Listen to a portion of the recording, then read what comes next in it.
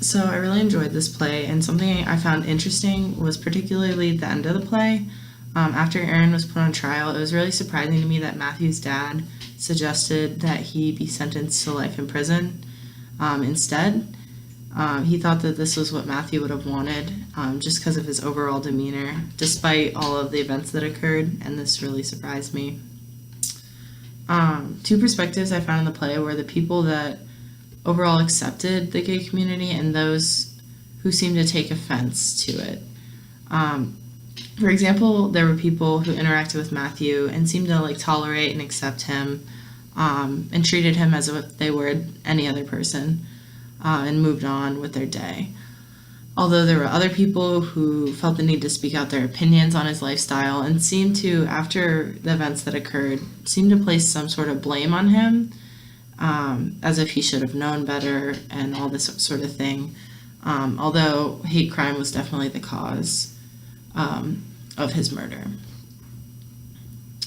A word I looked up was coverall. Even though I knew it was an article of clothing, I didn't know exactly what it meant, and I wanted a better idea of what the community looked like and really set the scene. So Laramie is depicted as this cute, quiet town, it seems, until the play really begins. So I do think there's a difference between tolerate and accept in this play.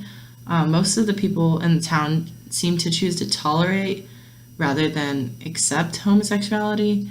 They'd rather just ignore it, and I think this is mostly because they don't understand it completely and they're afraid of asking questions and trying to understand it. I think that the theater project wants us to walk away from this, assessing our own values and behavior towards homosexuality and really seeing how that affects others.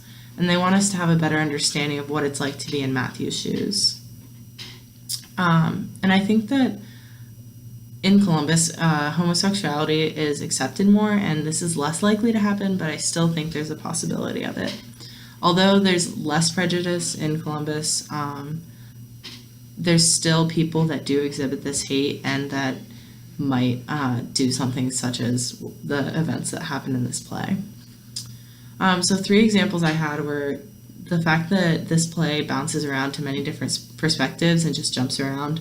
This made the audience feel like they had more knowledge on the situation and there weren't as many secrets. It also spans across a large amount of time, about a year, and it takes place in multiple locations, from phone interviews, in-person interviews, and other places.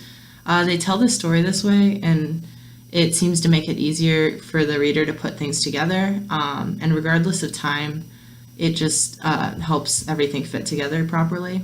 So my 2 questions were, do you agree with the saying, live and let live, and why? And do you think any laws or regulation were put in place after this murder occurred? Thank you.